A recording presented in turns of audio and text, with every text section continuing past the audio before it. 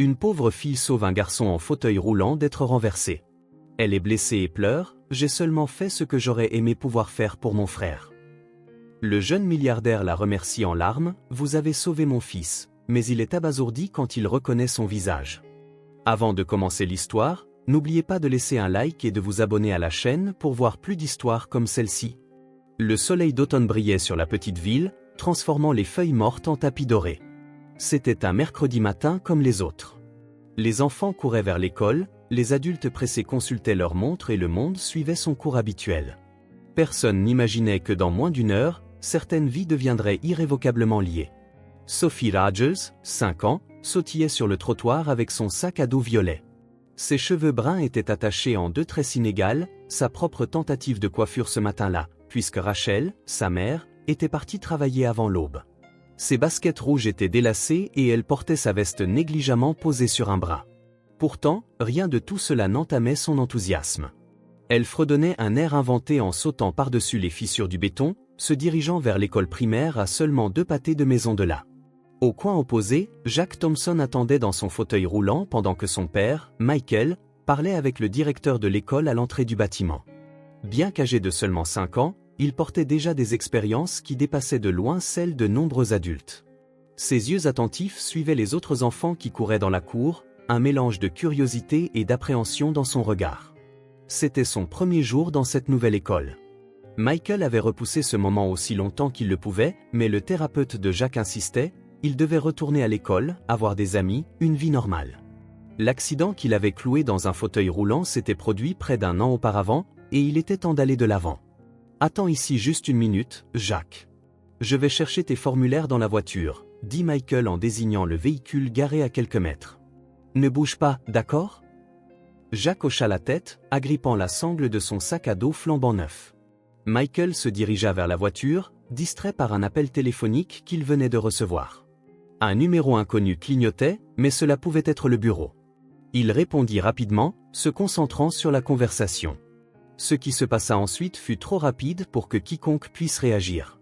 Un livreur, essayant de manœuvrer sa camionnette tout en vérifiant l'adresse sur son téléphone, perdit le contrôle et monta sur le trottoir. Le véhicule fonça droit sur Jack, qui resta figé de peur dans son fauteuil roulant. Sophie, traversant la rue pour aller à l'école, fut la seule à voir le danger. « Attention !» cria-t-elle, mais sa voix enfantine s'éleva à peine au-dessus du bruit de la rue. Sans hésiter, Sophie courut comme elle n'avait jamais couru auparavant. Ses petits pieds frappèrent l'asphalte avec une force surprenante, son cœur battant la chamade. Dans un dernier élan de vitesse, elle atteignit Jack et poussa son fauteuil roulant hors de la trajectoire de la camionnette, qui frôla l'endroit où il se trouvait quelques secondes plus tôt. L'effort et l'élan firent perdre l'équilibre à Sophie. Elle tomba lourdement contre le trottoir, son bras droit se pliant selon un angle impossible alors qu'elle tentait d'amortir la chute. Un cri de douleur s'échappa de ses lèvres. Michael laissa tomber le téléphone. Le bruit du klaxon, des freins et le cri aigu le firent se retourner en panique.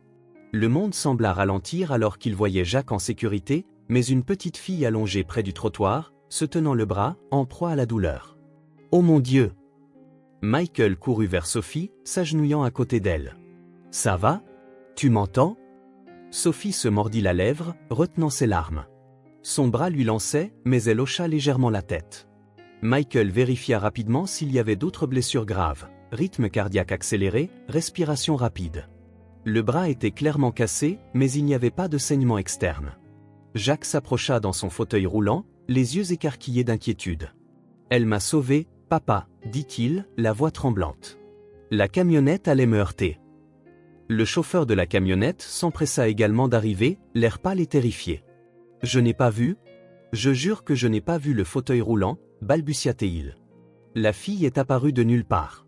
« Appelez une ambulance », ordonna Michael, sans quitter des yeux Sophie qui commençait à pâlir de douleur. « Pas besoin d'ambulance, » murmura Sophie, essayant de s'asseoir. « Je dois aller à l'école. » Michael faillit sourire devant sa détermination. « Je vais t'emmener moi-même à l'hôpital, » décida-t-il, la soulevant doucement pour ne pas bouger son bras blessé. « C'est plus rapide. Jack vient avec nous. » Aux urgences de l'hôpital de la ville, Sophie resta stoïquement silencieuse, assise sur un brancard.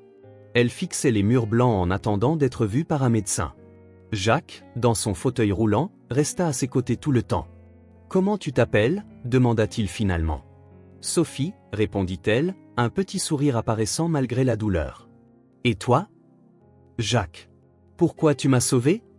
La question directe, si typique des enfants, fit lever les yeux à Michael du formulaire qu'il remplissait. Il se posait la même question. Le courage de la petite fille l'étonnait. Peu d'adultes auraient réagi ainsi, encore moins une enfant de 5 ans. Sophie haussa les épaules, un geste étonnamment adulte. J'ai vu que la camionnette allait te faire mal, dit-elle simplement. Je devais faire quelque chose. Lorsque le médecin arriva enfin et commença à examiner le bras de Sophie, elle ferma les yeux, prenant une profonde inspiration. Les larmes menaçaient de couler, mais elle résista courageusement. Ça va peut-être faire un peu mal, mais nous devons faire une radio, expliqua doucement le médecin. Sophie hocha la tête, serrant force à lèvre inférieure. Le médecin se tourna vers Michael. Êtes-vous son père ? Non. Elle a sauvé mon fils d'être renversé et s'est blessée en le faisant, expliqua Michael. Je n'ai pas réussi à joindre ses parents pour le moment. Pendant la radiographie, alors que Sophie était seule avec le technicien, Michael sortit pour appeler son bureau et expliquer son absence. Jacques ne quitta pas des yeux la porte par laquelle Sophie était passée. « Est-ce qu'elle va aller bien, papa ?»« Oui, elle ira bien. Grâce à elle, tu es en sécurité. Nous lui devons beaucoup. » Jacques hocha la tête pensivement, faisant tourner une des roues de son fauteuil d'avant en arrière. Quand le médecin confirma la fracture et commença à préparer le plâtre, Sophie parla enfin plus que quelques mots. L'anesthésie locale avait supprimé la majeure partie de la douleur, et c'est peut-être pour cela qu'elle se détendit un peu. « Mon frère s'est blessé une fois aussi, » dit-elle à Jacques, qui écoutait attentivement. Mais c'était pire. Michael, signant l'autorisation pour la procédure, prêta une attention particulière. Il y avait quelque chose dans la voix de la fillette, une ombre qui ne correspondait pas à ses 5 ans. « Qu'est-il arrivé à ton frère ?» demanda Jacques. Sophie regarda par la fenêtre avant de répondre. « Il est allé au paradis, » dit-elle doucement. On jouait et le ballon a roulé dans la rue. Il a couru après. J'ai crié mais ça n'a pas aidé. Un lourd silence suivit. Michael sentit une boule dans sa gorge. Le médecin échangea un rapide regard avec l'infirmière. Jacques tendit la main et prit celle de Sophie. « J'ai seulement fait ce que j'aurais aimé pouvoir faire pour mon frère, » murmura Sophie si bas que Michael faillit ne pas l'entendre. Mais il entendit, et ces simples mots résonnèrent dans son cœur comme une cloche. Là, dans cette phrase murmurée par une enfant de 5 ans, résidait une vérité si profonde qu'elle le laissa sans voix. Michael recula d'un pas, s'appuyant contre le mur. Il sentit comme si quelque chose s'ouvrait en lui, une porte qui était restée verrouillée depuis longtemps. Après l'intervention, le bras de Sophie fraîchement plâtré et bandé, Michael obtint son adresse. Il la ramena chez elle, Jacques insistant pour venir aussi. Au petit appartement dans un quartier modeste, personne ne répondit à la porte. Une voisine, entendant les coups, sortit dans le couloir. « Vous cherchez Rachel ?» demanda la femme âgée aux cheveux gris. « Elle ne rentrera pas avant le soir. Elle travaille toute la journée. » Michael expliqua brièvement ce qui s'était passé. La voisine, Madame Johnson, anciennement Sierra Martinez, fut très serviable. « Bien sûr que je peux m'occuper de Sophie. Je la garde chaque fois que Rachel a besoin d'aide. Je l'appellerai dès que possible. » Michael aida Sophie à entrer dans l'appartement, s'assura qu'elle était confortablement installée sur le canapé et laissa de l'eau et les médicaments prescrits par le médecin. Jacques fit un timide signe d'adieu, promettant de revenir jouer quand elle irait mieux. Avant de partir, Michael tendit sa carte à Madame Johnson. « Demandez à sa mère de m'appeler, s'il vous plaît. Je veux aider de toutes les manières possibles et la remercier personnellement pour ce que Sophie a fait. » De retour à sa voiture, Michael aida Jacques à monter et plia le fauteuil roulant. Il démarra le moteur, puis resta assis un moment, regardant l'immeuble simple où il venait de laisser Sophie.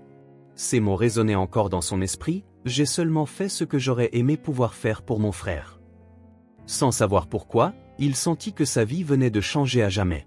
L'horloge sur le mur de la petite cuisine indiquait près de 21 heures quand Rachel tourna enfin la clé dans la serrure.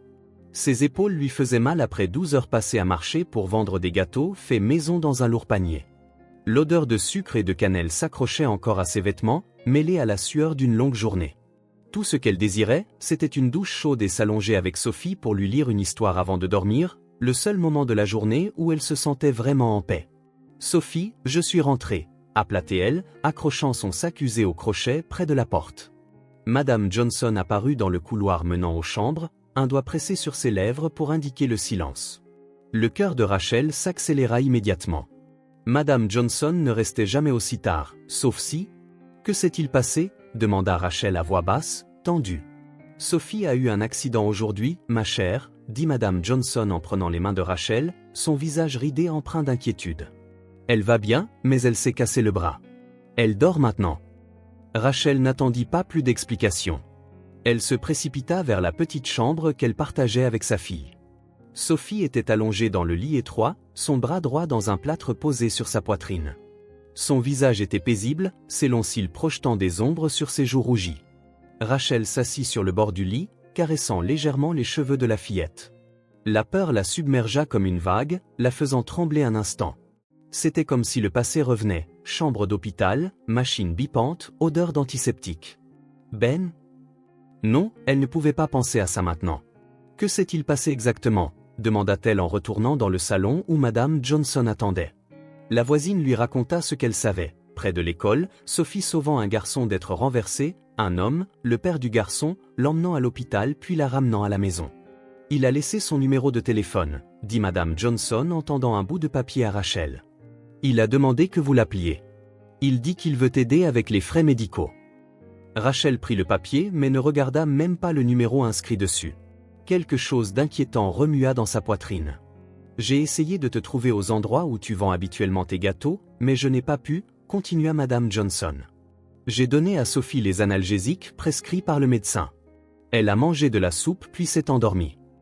Merci de t'être occupé d'elle, dit Rachel en serrant la voisine dans ses bras, les larmes menaçant de couler. Je ne sais pas ce que je ferais sans toi. Après le départ de Madame Johnson, Rachel prit une douche rapide, se changea et retourna dans la chambre. Sophie était réveillée et regardait vers la porte, comme si elle savait que sa mère arrivait. « Maman » appela-t-elle, d'une voix encore ensommeillée. Elle essaya de s'asseoir mais grimaça en bougeant son bras.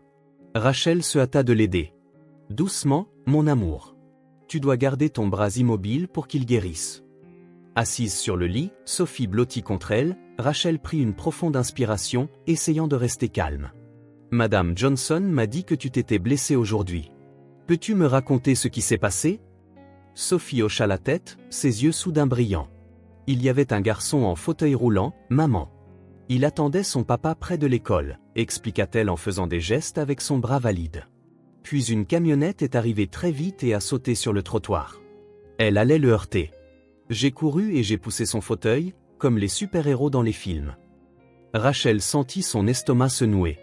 L'image était trop vive, trop effrayante. « Je suis tombée et je me suis fait mal au bras, » continua Sophie, désignant le plâtre avec une pointe de fierté. « Mais Jacques va bien. Il a mon âge. » Jacques, répéta Rachel en caressant les cheveux de sa fille. « Oui. Son fauteuil roulant est super cool. Son papa m'a emmené à l'hôpital. Il a été très gentil avec moi, maman. Il m'a acheté une glace pendant qu'on attendait le docteur. » Rachel essaya de tout assimiler. Sophie était toujours impulsive, toujours prête à aider, à se jeter dans la mêlée. Comme son père, pensa involontairement Rachel, avant de repousser rapidement cette idée. Ce n'était pas le moment pour les souvenirs. « Comment est son père » demanda Rachel, essayant de paraître détachée. « Il est grand » répondit Sophie, levant son bras valide comme pour montrer sa taille. « Il a les cheveux noirs et il porte des vêtements chics, comme un costume. Il parle doucement, mais il est gentil. » Rachel sentit un étrange frisson. Cette description pouvait correspondre à n'importe quel homme d'affaires en ville. Cela ne signifiait rien? Est-ce qu'il t'a dit son nom? Tu te souviens? Sophie fronça les sourcils, faisant un effort pour se rappeler. Je ne suis pas sûre? Je ne crois pas qu'il l'ait dit. Jacques n'arrêtait pas de me demander de jouer et je n'ai pas fait attention. Elle laissa échapper un grand bâillement. Il a dit qu'il reviendrait voir comment j'allais. On peut inviter Jacques à jouer ici? Rachel força un sourire malgré son malaise. Peut-être, quand ton bras ira mieux. Il avait l'air triste quand j'ai parlé de Ben, dit Sophie, sa voix ralentissant alors que le sommeil la gagnait. Je lui ai dit que j'avais essayé de sauver Jacques comme je n'avais pas pu sauver Ben. Rachel se figea. L'air sembla disparaître de la pièce. Elle parlait rarement de Ben. C'était une blessure qui n'avait jamais vraiment cicatrisé. Qu'est-ce qu'il a dit quand tu lui as parlé de ton frère? Demanda Rachel, essayant de garder sa voix stable. Sophie bâilla de nouveau, ses yeux presque clos. Il s'est tu. Puis il m'a serré dans ses bras et a dit que j'étais très courageuse. Jacques m'a serré dans ses bras aussi, dit-elle en souriant au souvenir. Je crois qu'on est amis maintenant. Rachel embrassa le front de sa fille, l'aidant à se réinstaller dans les oreillers. En quelques minutes, Sophie dormait de nouveau, le visage détendu, comme si elle n'avait affronté aucun danger ce jour-là. Dans la pénombre de la chambre, assise sur le bord du lit, Rachel regarda enfin le bout de papier qu'elle tenait toujours. La faible lumière de la fenêtre suffisait pour lire le nom écrit à côté du numéro, Michael Thompson. Ce n'était pas le même Michael. Ce ne pouvait pas être lui. Le nom de famille était différent, pour commencer. Et le Michael qu'elle avait connu il y a si longtemps n'avait certainement pas d'enfant. Il ne se souvenait probablement même plus d'elle. Pourquoi le ferait-il? Ils n'avaient passé que 6 mois de leur vie ensemble, près de 10 ans auparavant. Malgré tout, quelque chose en Rachel tremblait. Un malaise inexplicable, comme un pressentiment. La ville n'était pas si grande. Les cercles sociaux se croisaient, même entre des personnes de mondes très différents, comme elle, mère célibataire vendant des pâtisseries dans les rues, et un homme d'affaires avec des cartes de visite vernies et sa propre voiture. Rachel plaça le papier dans le tiroir de sa table de chevet. Elle décida qu'elle n'appellerait pas. Les frais d'hôpital étaient couverts par l'assurance, et elle n'avait pas besoin de charité, surtout pas d'un étranger qui lui rappelait un passé qu'elle préférait oublier. Pourtant, alors qu'elle s'allongeait à côté de sa fille, essayant de trouver le sommeil qui lui échappait, une ombre de doute subsistait. Si ce Michael revenait, comme Sophie disait qu'il l'avait promis, Rachel devrait lui faire face. Et alors, elle saurait. Dans le silence de cette maison, les souvenirs que Rachel s'efforçait de garder enfermés commençaient à refaire surface, comme de l'eau s'infiltrant entre les doigts. 3 jours s'étaient écoulés depuis l'accident. Michael essayait de se concentrer sur son travail, mais son esprit revenait sans cesse vers la petite fille aux tresses inégales et au courage bien supérieur à sa taille. Les mots qu'elle avait murmurés à l'hôpital à propos de son frère le hantaient comme un air qu'il ne pouvait cesser de fredonner. Jacques non plus n'arrêtait pas de parler de Sophie. Pendant la kinésithérapie, au dîner, avant de se coucher, toujours la même question. « Papa, quand est-ce qu'on va revoir Sophie ?» Michael ajustait ses lunettes de lecture, regardait son fils et donnait la même réponse évasive. « Bientôt, mon grand. Elle a besoin de se reposer. » La vérité était que Michael aussi voulait y retourner. Il avait laissé son numéro à la voisine, Madame Johnson, mais son téléphone n'avait pas sonné. Peut-être que la mère de Sophie ne voulait plus de contact. Peut-être préférait-elle oublier l'incident et passer à autre chose. Qui pouvait lui en vouloir? Le 4e jour, en ramenant Jacques de l'école, le garçon pointa du doigt par la fenêtre. « On peut passer devant chez elle, juste pour voir si elle va bien ?» Michael hésita. Il ne voulait pas paraître indiscret, mais Jacques le regardait avec ses grands yeux pleins d'espoir. Juste passer devant, accepta-t-il finalement. Il fit un détour par rapport à leur itinéraire habituel. Michael se souvenait bien de l'adresse. Le petit immeuble en briques se trouvait dans une rue calme, avec quelques arbres clairsemés bordant les trottoirs et quelques commerces locaux disséminés. Il se gara à une distance discrète. Son cœur battait étrangement vite. « Je ne la vois pas, » dit Jacques en tendant le cou. « Elle est probablement à l'intérieur, ou encore à l'école, » répondit Michael, déjà prêt à repartir. C'est alors que Jacques pointa de nouveau du doigt. « Là, c'est elle. » Michael regarda dans la direction indiquée. Sophie était assise sur le trottoir devant l'immeuble, jouant seule.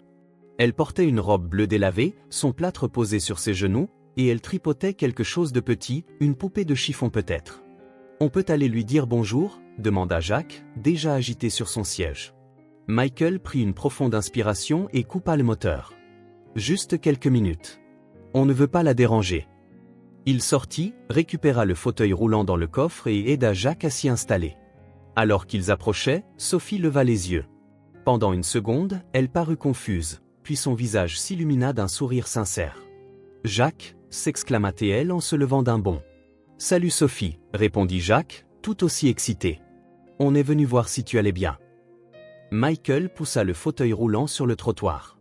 Sophie ajusta sa robe et montra fièrement son plâtre. « Regarde, tout le monde dans la classe a signé, » dit-elle fièrement en désignant les gribouillis colorés couvrant le plâtre blanc. « Ma maîtresse a dit que j'étais une héroïne. »« Tu le es ?» approuva Jacques, les yeux brillants d'admiration. Michael s'accroupit à leur niveau. « Comment te sens-tu, Sophie ?» Ça gratte un peu, haussa-t-elle les épaules. « Mais le docteur a dit que c'était bon signe, que ça guérissait. Elle parlait avec une simplicité qui contrastait avec la maturité dans ses yeux. Michael ne put s'empêcher de remarquer à quel point elle semblait normale à bien des égards, mais portait une certaine gravité qu'aucun enfant de 5 ans ne devrait avoir. « À quoi tu jouais ?» demanda Jacques en désignant la poupée de chiffon usée sur le sol. « C'est Lucie, » dit Sophie en ramassant soigneusement la poupée. « Mon frère me l'a donnée avant d'aller au paradis. » Michael sentit un pincement au cœur. Jacques regarda Sophie avec curiosité. « Ton frère habitait avec toi ?» demanda-t-il. « Oui », répondit Sophie en se rasseyant sur le trottoir et en faisant signe à Jacques d'approcher son fauteuil. Il s'appelait Ben. Il était plus grand, il avait 7 ans. Michael resta debout, observant simplement. Il y avait quelque chose de presque sacré dans la façon dont les enfants se parlaient, si directement, abordant des sujets que la plupart des adultes évitaient. « Qu'est-ce qui lui est arrivé ?» demanda Jacques doucement. Sophie lissa sa robe avec sa main valide, puis leva les yeux vers Michael, comme pour vérifier s'il était acceptable d'en parler. Il hocha doucement la tête. « On jouait au ballon, ici devant », commença-t-elle en désignant le petit carré d'herbe près du trottoir. Le ballon a roulé dans la rue. Ben a couru pour le chercher avant qu'une voiture n'arrive. J'ai vu la voiture et j'ai crié, mais il ne m'a pas entendu. La façon simple dont elle racontait la tragédie fit déglutir Michael. J'ai essayé de courir aussi, mais je n'étais pas assez rapide, continua Sophie, son petit visage maintenant sérieux. Quand j'ai vu Jacques qui allait se faire renverser, j'ai couru super vite. Je ne voulais pas que ça arrive encore. Jacques tendit la main et tint celle de Sophie. Un geste instinctif, pur. Les deux enfants restèrent silencieux un moment. « Ta mère est à la maison ?» demanda enfin Michael en jetant un coup d'œil aux fenêtres de l'immeuble. Sophie secoua la tête. « Elle vend des gâteaux. Elle les fait la nuit, puis elle sort les vendre pendant la journée.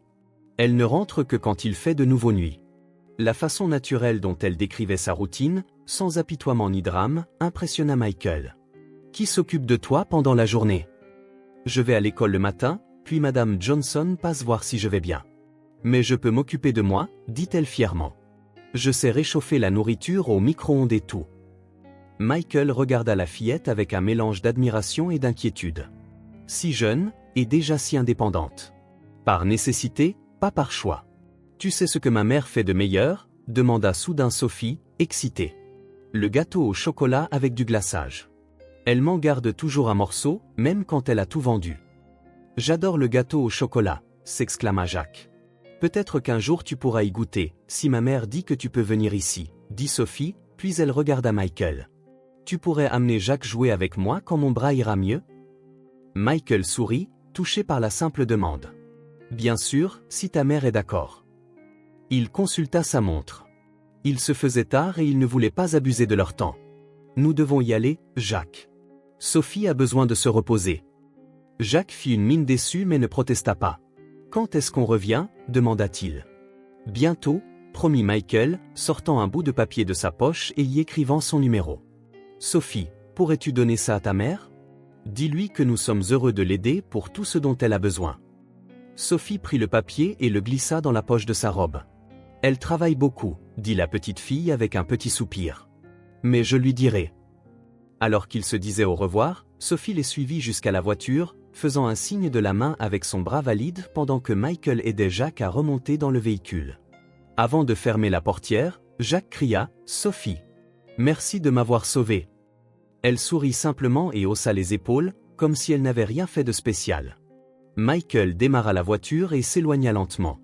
Dans le rétroviseur, il vit Sophie, toujours debout sur le trottoir, serrant sa poupée de chiffon avec son unique bras libre, regardant la voiture jusqu'à ce qu'elle tourne au coin de la rue. Quelque chose dans cette image resta avec lui. Cette petite fille, seule sur le trottoir, rayonnant d'une force tranquille qui semblait dépasser le monde entier autour d'elle. Une semaine après l'accident, Michael tenta de reprendre sa routine normale. Réunion, rapport, appel. Le rythme effréné du bureau aurait dû occuper complètement son esprit. Pourtant, il ne parvenait pas à chasser l'image de Sophie, assise sur le trottoir avec son bras plâtré. Elle s'insinuait dans ses pensées aux moments les plus inattendus. Pendant une vidéoconférence importante, il se surprit à gribouiller une petite poupée de chiffon dans les marges de ses notes.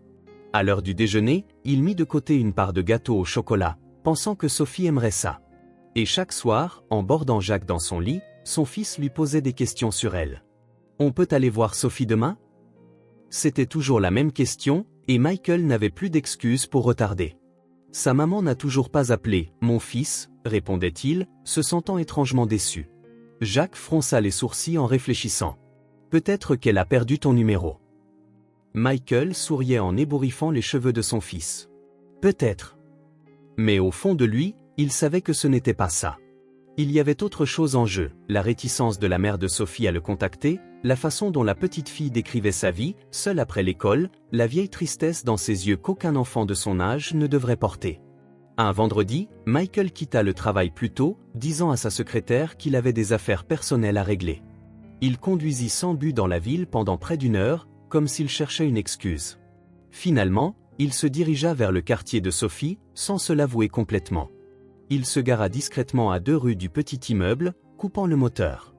Il resta dans la voiture. Qu'est-ce qu'il faisait là? De quel droit s'immisçait-il dans la vie de cette famille? Jacques n'était même pas avec lui cette fois. Il n'avait aucune justification pour cette visite. Pourtant, il resta. Le soleil commença à se coucher, peignant le ciel en orange et rose. Quelques enfants jouaient dans un petit parc voisin. Un homme âgé promenait son chien. La rue était calme et accueillante dans sa simplicité. Et puis il vit Sophie. Elle sortit de l'immeuble et s'assit sur le trottoir, comme la fois précédente. Mais cette fois, elle avait un morceau de craie de couleur. De sa main valide, elle dessinait des formes sur le trottoir gris, des fleurs, des étoiles, et ce qui ressemblait à des personnages se tenant la main. Michael observa pendant près de 20 minutes. Il y avait quelque chose d'hypnotique dans la concentration de la fillette, la façon dont elle créait un monde coloré autour d'elle, seule mais apparemment contente. Alors qu'il commençait à faire sombre, une femme tourna au coin de la rue. Elle portait un panier couvert d'un tissu blanc, marchant lentement, comme alourdie par la fatigue de la journée. Sophie leva les yeux de son dessin et fit un signe enthousiaste. La femme accéléra le pas en voyant sa fille. Même de loin, Michael put voir son sourire fatigué. Il y avait une grâce naturelle dans ses mouvements, une certaine élégance qui contrastait avec ses vêtements simples et le lourd panier qu'elle portait. Sophie se leva d'un bond et courut vers sa mère, enlaçant les jambes de la femme, parlant avec excitation de quelque chose que Michael ne pouvait entendre. La femme posa le panier et toucha doucement le visage de Sophie. Elle lui tournait le dos, mais quelque chose dans l'inclinaison de son cou, la façon dont elle remettait une mèche de cheveux rebelle derrière son oreille. Un frisson parcourut l'échine de Michael. Était-ce possible? La femme reprit le panier et se leva. Sophie lui prit la main, et toutes deux se dirigèrent vers l'immeuble. Avant d'entrer, la femme se tourna légèrement pour regarder la rue, une seconde si brève que cela aurait pu être son imagination. Michael entrevit son profil. Son cœur s'emballa. C'était comme voir un fantôme. Un fantôme qu'il connaissait trop bien. Il attendit encore 10 minutes dans la voiture, essayant d'organiser ses pensées. Était-ce une coïncidence? Une ressemblance fortuite? Ou était-ce vraiment elle? Il devait savoir. Poussé par une force qu'il ne pouvait expliquer, Michael sortit de la voiture et se dirigea vers l'immeuble. Son courage faillit l'abandonner lorsqu'il se tint devant la porte, mais l'image de Sophie sauvant Jacques lui donna de la force. Il devait cela à cette petite fille. Il lui devait de la gratitude, de l'honnêteté. Il lui devait bien plus qu'il ne pouvait encore imaginer. Il prit une profonde inspiration et frappa doucement. Le son résonna à ses propres oreilles, amplifié par l'anxiété. Des pas s'approchèrent de l'autre côté. La poignée de porte tourna. Et elle était là. Le temps s'arrêta. Les années s'effacèrent. Michael se sentit transporté dans un autre lieu, un autre moment. Elle était différente, quelques ridules autour des yeux, les cheveux plus courts, le visage plus mince. Mais les yeux, ses yeux étaient les mêmes. Les mêmes qu'il avait regardés avec tant d'amour toutes ces années auparavant. Les mêmes qui avaient versé des larmes quand il était parti. Rachel, souffla-t-il le mot plus qu'il ne le prononça. Elle se figea. Son visage devint pâle, révélant son choc. Elle recula d'un pas, instinctivement, comme si elle voyait quelque chose qui l'effrayait. Mec. Sa voix n'était qu'un murmure. Le silence qui suivit avait un poids, une texture propre. Tant d'années, tant de mots non dits, tant de chemins parcourus dans des directions différentes. Et maintenant, ils étaient là, face à face, reliés par une enfant dont ils ignoraient même l'existence dans le monde de l'autre. Michael rompit le silence le premier. Il devait dire quelque chose, n'importe quoi, pour ancrer le moment dans la réalité. « Je suis le père du garçon que votre fille a sauvé », dit-il, la voix légèrement tremblante. Je ne savais pas. Je suis venu vous remercier et vous proposer toute l'aide dont vous pourriez avoir besoin, m'assurer que Sophie va bien. Rachel le regardait toujours comme si elle ne pouvait croire ce qu'elle voyait. Lentement, la surprise sur son visage fit place à une expression plus contrôlée. Elle prit une profonde inspiration, redressa les épaules. « Merci pour tout ce que vous avez fait pour elle, » dit-elle enfin, sa voix maintenant ferme. C'était une grosse frayeur, mais elle va bien. Elle le regarda droit dans les yeux avec une intensité qui lui rappela comment elle avait toujours été, directe, sans détour. « Nous n'avons besoin de rien, Michael. » Vraiment. Michael sentit l'impact de ces mots. Non pas à cause de ce qu'il disait, mais de la façon dont ils étaient dits. Avec finalité. Avec distance. « Rachel, s'il vous plaît ?» Il hésita, cherchant les mots justes. « Je ne suis pas ici pour remuer le passé. Je veux juste rendre l'appareil pour ce que votre fille a fait pour mon fils. » Son expression se ferma encore plus. Sans un mot de plus, Rachel recula et ferma la porte. Le bruit de la porte se refermant résonna dans le couloir vide. Michael resta là, immobile, fixant le bois froid et impersonnel qui le séparait maintenant d'elle, de la fillette, des réponses qu'il ne réalisait même pas chercher. Il prit une profonde inspiration, sentant sa poitrine se serrer d'émotions qu'il pensait avoir enterrées depuis longtemps. Lentement, il se retourna vers la rue, vers sa voiture, vers sa vie bien rangée. Mais il savait que plus rien ne serait jamais pareil. Le passé avait maintenant un nom et une adresse. L'horloge numérique sur la table de chevet indiquait 3h27 du matin. Les chiffres rouges luisaient dans l'obscurité. Michael était assis dans le fauteuil près de la fenêtre, contemplant la lune à travers les rideaux entr'ouverts. Il n'avait pas pu dormir. Il n'avait même pas pu fermer les yeux plus de quelques minutes sans que le visage de Rachel n'apparaisse dans son esprit. Rachel, après toutes ces années. Il se leva, incapable de rester immobile. Il traversa le couloir sombre jusqu'au salon, n'allumant qu'une petite lampe qui projetait une lueur jaune et chaude. Jacques dormait dans la chambre voisine, et Michael pouvait entendre la respiration régulière de son fils à travers la porte légèrement entr'ouverte. Il s'accroupit devant une bibliothèque et sortit une boîte cachée derrière la rangée du bas. Elle était en bois sombre, avec une petite serrure dorée. La clé était cachée dans un livre que personne d'autre que lui ne touchait jamais, un recueil de poésie que Rachel lui avait offert. Ses mains tremblaient légèrement en tournant la minuscule clé. La première chose qu'il vit en ouvrant la boîte fut une photo. Lui et Rachel, souriant, assis au bord d'un lac. Elle portait un chapeau de paille, ses longs cheveux flottant au vent. Il avait son bras autour de sa taille, la regardant comme si elle était la seule personne au monde.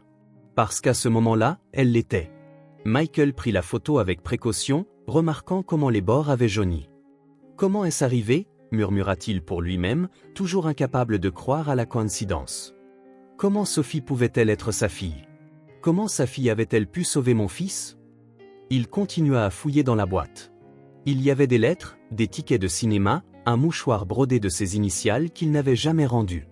De minuscules fragments d'une histoire qui semblait appartenir à une autre vie. Une histoire écourtée. Il ferma les yeux, laissant les souvenirs affluer. Le jour où il avait rencontré Rachel, travaillant à temps partiel dans un café tout en terminant ses études. Son sourire chaque fois qu'il commandait le même café juste pour la voir. Leur premier rendez-vous au parc. La première nuit passée ensemble. Puis vint l'autre côté de la médaille. Le regard de son père quand Michael lui avait parlé d'elle. Une fille sans nom, sans famille, sans avenir. Les menaces voilées concernant son héritage, sa place dans l'entreprise familiale. Le choix impossible qu'il avait dû faire. Sa dernière dispute avec Rachel résonnait encore dans son esprit, même après toutes ces années. « Tu n'as jamais cru en ce que nous avions, Michael. Tu n'as jamais été assez fort pour te battre pour nous. » Et elle avait raison. Il avait choisi le chemin sûr, le chemin attendu. Il avait épousé Catherine, la fille d'un des partenaires commerciaux de son père. Une femme douce, belle, appropriée. Ils avaient eu Jacques, et pendant un temps, il s'était convaincu qu'il était heureux. Jusqu'à l'accident qui avait coûté la vie à Catherine et laissé Jacques paralysé. Michael se leva brusquement, remettant la photo dans la boîte. La mort de Catherine n'avait rien à voir avec Rachel. C'étaient des histoires séparées, des vies séparées. Il ne pouvait pas les mélanger. Mais Sophie, voir Sophie, c'était comme regarder dans le passé. Elle avait ces mêmes yeux expressifs, ce même menton déterminé, ce même courage impulsif. Cette même gentillesse naturelle. C'était comme voir Rachel en miniature. Et si, commença-t-il à se parler à lui-même, passant nerveusement une main dans ses cheveux. Et si ce n'était pas juste une coïncidence? Et si c'était quelque chose de plus? Michael n'était pas un homme superstitieux. Il ne croyait pas au destin ou aux forces invisibles déplaçant les pièces de nos vies. Mais comment expliquer autrement que, parmi tous les enfants du monde, la fille de Rachel avait sauvé son fils? Comment expliquer autrement que leur chemin s'était de nouveau croisé de cette manière, après tant d'années et tant de choix qui les avaient séparés? Il retourna à la fenêtre, regardant le ciel commencer à s'éclaircir. L'aube arrivait, et avec elle, une décision. Il ne pouvait pas défaire le passé. Il ne pouvait pas effacer la douleur qu'il avait causée ou ressentie. Mais maintenant, il pouvait faire un choix différent. Il ne s'agissait pas de reconquérir Rachel ou de raviver ce qu'ils avaient eu. Il s'agissait de faire ce qui était juste. De remercier la fille qui avait sauvé son fils. D'aider une femme qui luttait clairement pour élever sa fille seule. De ne pas s'enfuir, cette fois. Quelque chose dans sa poitrine s'apaisa avec cette résolution. Comme une porte longtemps verrouillée qui s'ouvrait enfin pour laisser entrer de l'air frais. Quand Jacques se réveilla, Michael avait déjà pris sa douche et préparé le petit déjeuner. Le garçon regarda son père avec curiosité en s'installant à la table de la cuisine. « Tu as l'air différent aujourd'hui, papa » dit-il en attrapant un toast. Michael sourit en versant du jus d'orange pour son fils. « Différent comment » Jacques haussa les épaules, mâchant pensivement. « Je ne sais pas. Moins triste, je crois. » Le commentaire le prit au dépourvu. Il n'avait pas réalisé que sa mélancolie était si visible, même pour un enfant de 5 ans. « Je pensais qu'on pourrait rendre visite à Sophie aujourd'hui, » dit Michael, l'air de rien. Les yeux de Jacques s'illuminèrent. « Vraiment? On peut » Michael hocha la tête en s'asseyant en face de lui. « Oui. Si elle et sa maman nous laissent entrer. »« Sophie sera si contente » s'exclama Jacques, manquant de renverser son jus. « Je peux apporter mon nouveau livre pour le lui montrer ?»« Bien sûr. » Pendant que Jacques discutait avec enthousiasme de tous les jouets qu'il voulait apporter pour Sophie, Michael ressentit un calme qu'il n'avait pas éprouvé depuis longtemps. Il ne savait pas ce qu'il trouverait. Il ne savait pas si Rachel ouvrirait la porte, si elle le laisserait s'approcher, ou accepterait quoi que ce soit de lui. Mais il savait qu'il devait essayer. Il ne pouvait pas laisser la peur le paralyser à nouveau. Il ne pouvait pas répéter les erreurs du passé. Cette fois, ce serait différent. Ce matin-là, en aidant Jacques à se préparer, Michael se fit une promesse silencieuse. Il ne s'enfuirait plus. Il retournerait à cette simple maison, respectueusement, sans attente. Il essaierait à nouveau de construire une sorte de pont sur le gouffre qu'il avait créé tant d'années auparavant. Pas pour lui-même, pas pour une fantaisie romantique ou par nostalgie. Mais pour Jacques, qui souriait davantage depuis qu'il avait rencontré Sophie. Pour Sophie, qui avait sauvé son fils avec un courage dépassant son âge. Et pour tout ce qui était resté silencieux, non dit et non vécu pendant bien trop longtemps. Le ciel était clair ce samedi matin. Une lumière dorée inondait l'appartement de Michael alors qu'il aidait Jacques à s'habiller. Le garçon tenait à peine en place, gigotant pendant que son père lui enfilait un t-shirt. « Attention à mon bras, papa », prévint Jacques quand Michael essaya de faire glisser la manche trop rapidement. « Désolé, mon grand. Je suis un peu maladroit aujourd'hui. » La vérité était que Michael se sentait nerveux. Ses mains habituellement stables tremblaient légèrement. L'idée de revoir Rachel après la façon dont leur dernière rencontre s'était terminée le rendait anxieux. Mais Jacques était si excité que Michael ne pouvait pas changer d'avis. « On va voir Sophie, hein papa ?» demanda Jacques, les yeux brillants d'anticipation, pendant que Michael nouait ses baskets. Michael sourit en ébouriffant les cheveux de son fils. « Oui, on y va. Mais seulement si elle nous veut là-bas. » « Elle voudra. Sophie m'aime bien », affirma Jacques avec la certitude inébranlable que seuls les enfants possèdent. Michael finit de préparer Jacques et alla chercher le fauteuil roulant. Jacques avait appris à se transférer seul du lit au fauteuil, mais avait encore besoin d'aide pour les vêtements et les chaussures. Son indépendance grandissait de jour en jour, malgré ses limites. « J'ai apporté un livre pour elle », dit Jacques en désignant son sac à dos accroché au fauteuil roulant. « Et mes voitures de course. » « C'est très gentil de ta part, fiston. » Alors que Michael conduisait vers le quartier de Sophie, il essayait de rassembler ses pensées. Que dirait-il à Rachel? Comment expliquerait-il son retour à l'improviste? Une partie de lui craignait d'être accueillie avec la même froideur. Mais une autre partie espérait, juste peut-être, qu'elle serait plus réceptive cette fois. Il gara la voiture à une courte distance de chez Rachel, comme la fois précédente. Il ne voulait pas paraître envahissant. Il aida Jacques à descendre et déplia le fauteuil roulant. « Et si Sophie n'est pas à la maison ?» demanda Jacques, l'air un peu inquiet. « Alors on reviendra un autre jour », répondit Michael en poussant le fauteuil roulant sur le trottoir. Mais Sophie était là. Assise au même endroit que la fois précédente, sur le trottoir devant le petit immeuble. Elle portait une robe verte délavée avec des taches de peinture, et son plâtre était maintenant encore plus décoré de signatures colorées. Elle dessinait un monde imaginaire sur le trottoir avec des craies vives. Quand elle leva les yeux et vit Jacques approcher, son visage s'illumina comme un petit soleil. « Jacques !» s'exclama-t-elle en sautant sur ses pieds. « Sophie !» répondit Jacques avec le même enthousiasme. Michael arrêta le fauteuil roulant à quelques pas. Sophie courut vers eux, ses yeux passant de Jacques à Michael comme pour vérifier s'il était acceptable de s'approcher. « Salut Sophie !» salua Michael avec un sourire chaleureux. « Comment va ton bras ?» Elle haussa les épaules comme si ce n'était rien. « Ça va mieux. Le docteur a dit que j'enlèverai mon plâtre dans 2 semaines. » Jacques désigna le sac à dos accroché à son fauteuil roulant. « J'ai apporté des jouets. Tu veux voir ?» Sophie hocha la tête avec empressement. En quelques minutes, ils étaient plongés dans leur propre monde. Jacques étala ses petites voitures sur le trottoir pendant que Sophie dessinait un circuit de course élaboré à la craie. Ils riaient, inventaient des règles et se disputaient gentiment pour savoir qui gagnait. Michael s'assit sous un arbre voisin, les observant avec un sourire réservé. Il y avait quelque chose de magique dans la facilité avec laquelle les enfants nouaient des liens, dans la simplicité de leur amitié. Pas de complications, pas de bagages émotionnels, pas de poids du passé. Jacques montrait à Sophie comment faire aller les voitures plus vite, et elle lui apprenait à dessiner des tunnels et des obstacles sur le circuit de craie. De temps en temps, il éclatait de rire si sincère que Michael souriait inconsciemment.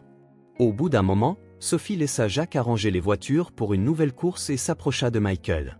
Ses mains étaient couvertes de poussière de craie colorée, qu'elle essuya sur l'ourlet de sa robe. « Ma mère était très en colère ce jour-là », dit-elle doucement, regardant Michael avec un sérieux qui semblait déplacé sur son petit visage. Michael se pencha légèrement en avant, lui accordant toute son attention. « Après mon départ ?» demanda-t-il gentiment.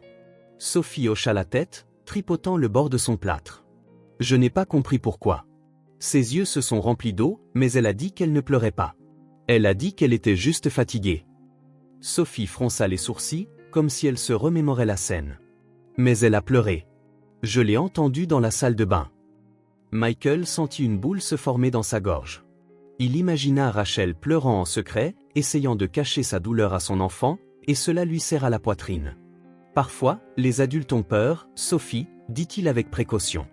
On ne veut pas le montrer, mais on a peur aussi.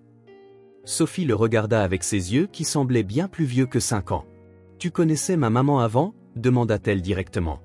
La question le prit au dépourvu. Il envisagea de mentir, de dire non, qu'il ne l'avait rencontrée qu'en ramenant Sophie de l'hôpital. Mais quelque chose dans le regard sincère de la fillette l'en empêcha. « Oui » répondit-il simplement. « Il y a très longtemps. » Sophie hocha la tête, comme si cela confirmait quelque chose qu'elle soupçonnait déjà. « Je pensais bien » dit-elle. « Vous aviez tous les deux l'air bizarre. » Michael faillit sourire devant sa fine observation.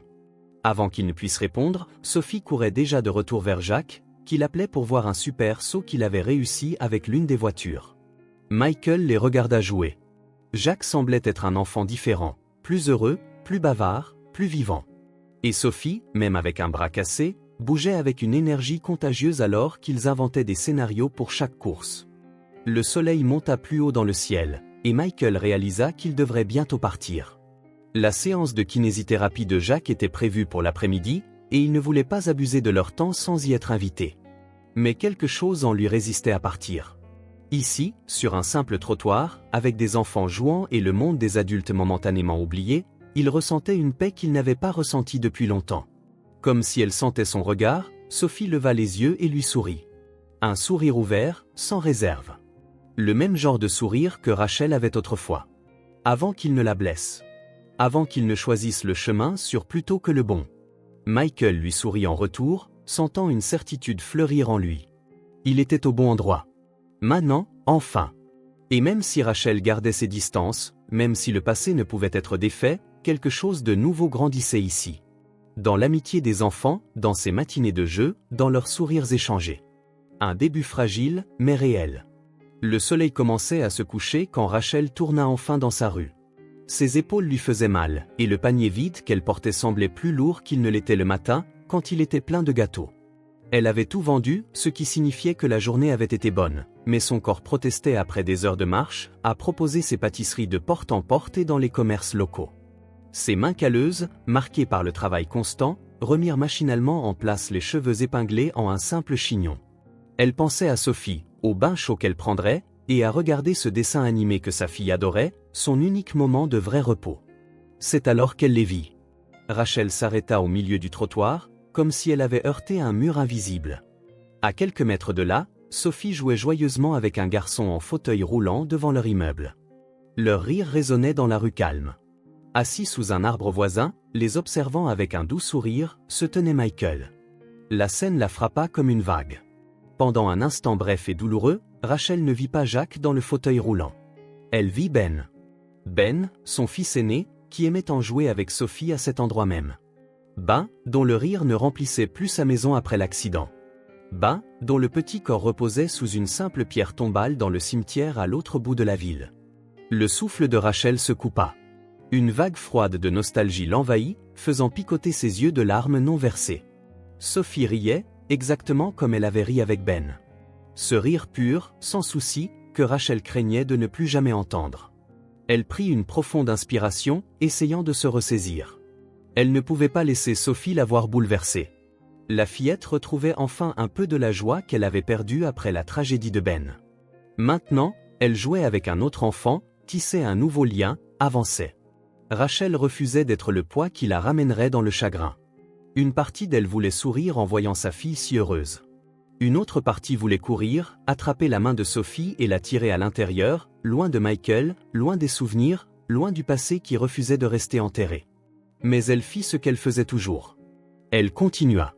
Elle avança lentement, le panier se balançant à son bras. Sophie l'aperçut la première. Son visage s'illumina encore plus, si c'était possible. « Maman !» cria-t-elle en courant vers elle à sa manière précipitée habituelle, serrant soigneusement son plâtre contre sa poitrine. « Jacques est venu me voir aujourd'hui.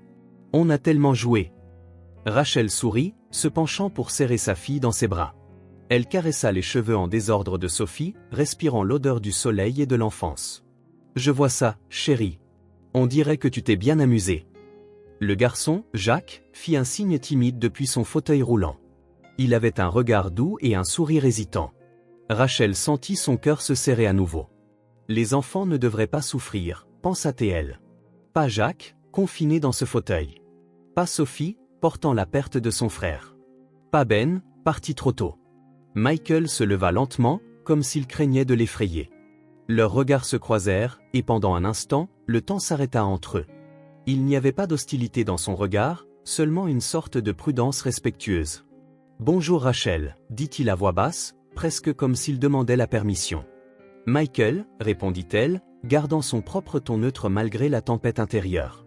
Sophie retourna en courant vers Jacques, lui montrant quelque chose dessiné sur le trottoir. Des gribouillis à la craie. Les deux reprirent leur conversation animée, comme si les adultes n'étaient même pas là. Michael fit un pas vers Rachel, lui laissant toujours beaucoup d'espace personnel. « J'ai seulement amené Jacques parce qu'elle lui manquait », expliqua-t-il, les mains dans les poches, un geste qu'elle se rappelait d'il y a des années, quand il était nerveux. « Si ce n'est pas le bon moment, je comprends. » Rachel les regarda encore un moment. Sophie, si ouverte, si libre avec un garçon qu'elle connaissait à peine. Jacques, dont les limites physiques ne diminuaient en rien son enthousiasme. Et Michael, qui était revenu même après qu'elle lui eut claqué la porte au nez. Quelque chose en elle céda, comme une fine couche de glace craquant sous une légère pression. « Si ça ne dérange pas Sophie, alors c'est bon, » répondit-elle finalement, ses mots sortant plus doux qu'elle ne l'avait prévu. Michael hocha la tête, un soulagement évident sur son visage, bien qu'il essayât de le cacher. « Jacques a sa thérapie bientôt, donc nous devrions y aller, » dit-il. « Mais peut-être pourrions-nous revenir un autre jour, si cela vous convient à toutes les deux. » Rachel ne répondit pas directement. Elle appela Sophie, qui accourut, un tourbillon d'énergie, racontant avec enthousiasme à sa mère les incroyables petites voitures de Jacques et comment ils avaient inventé un nouveau jeu. « Rentrons, ma puce, il commence à faire frais dehors, » dit Rachel en prenant la petite main de Sophie dans la sienne. Jacques fit un signe d'adieu, clairement déçu que la récréation soit terminée. Au revoir Sophie. On jouera plus la prochaine fois, d'accord? D'accord, répondit Sophie avec enthousiasme, agitant la main avec son plâtre. Rachel guida sa fille à travers la petite grille en fer et dans le modeste immeuble. Mais avant de la refermer, elle jeta un coup d'œil en arrière. Michael aidait Jacques à remonter dans son fauteuil roulant, ses gestes doux et patients. Il leva les yeux et leurs regards se croisèrent. La colère froide de leur première rencontre avait disparu, tout comme le choc abasourdi de la reconnaissance. Il ne restait qu'une tension silencieuse, un espace entre les vieux souvenirs et les blessures pas encore complètement guéries.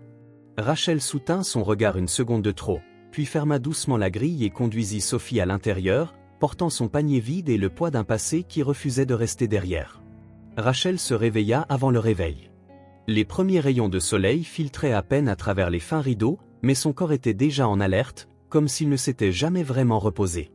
Allongée dans le lit étroit, elle se tourna pour regarder Sophie, dormant encore profondément à côté d'elle, son plâtre posé sur sa poitrine qui se soulevait et s'abaissait doucement.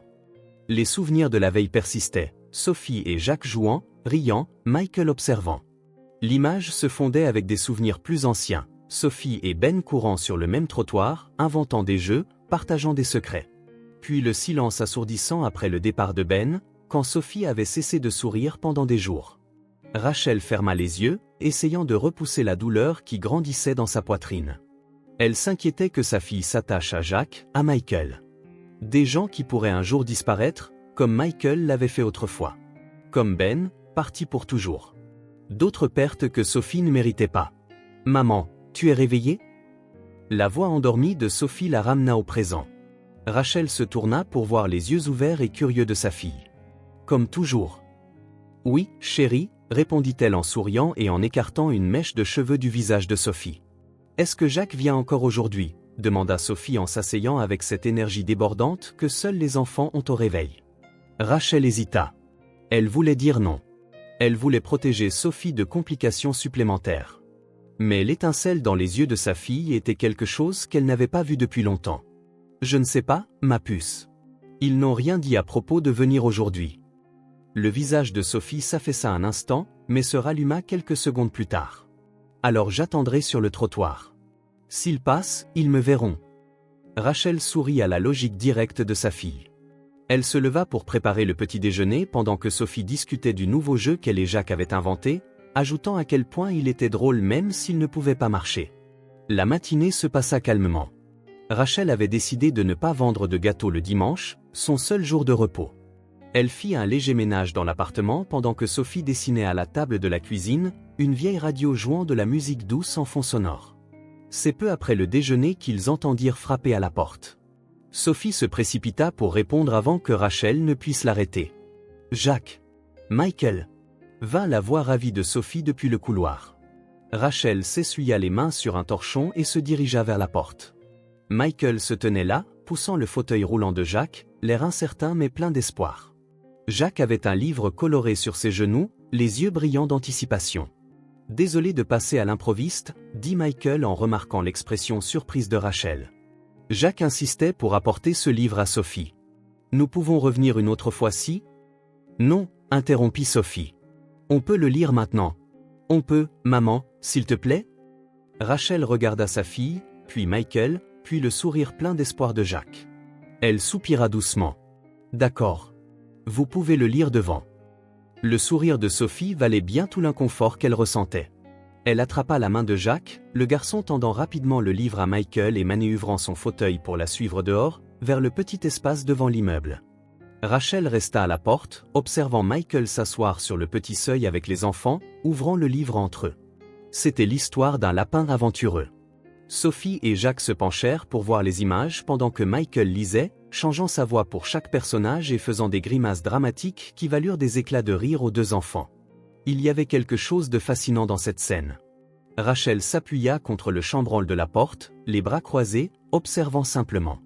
Michael lisait avec enthousiasme, mais aussi avec une douceur notable.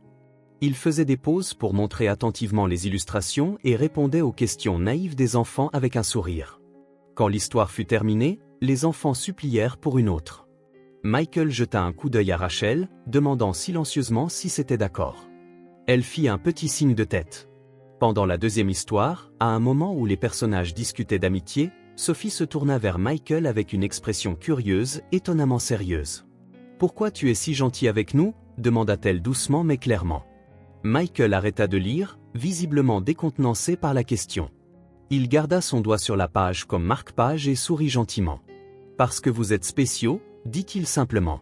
« Jacques n'arrêtait pas de parler de toi après l'accident, et moi, j'étais tellement reconnaissant, même sans savoir qui tu étais. » Sophie sembla réfléchir à cela, le front plissé comme si elle traitait quelque chose d'important. « Jacques me rappelle Ben, dit-elle finalement. Mon frère. » Ces mots tombèrent comme des pierres dans le silence soudain. Rachel, qui observait tranquillement, sentit tout son corps se tendre. Entendre le nom de Ben à voix haute la frappait encore comme un coup de poing à l'estomac. Michael jeta un coup d'œil à Rachel, remarquant sa réaction. Il vit les larmes qu'elle luttait pour retenir, la façon dont ses mains se serraient autour de ses bras.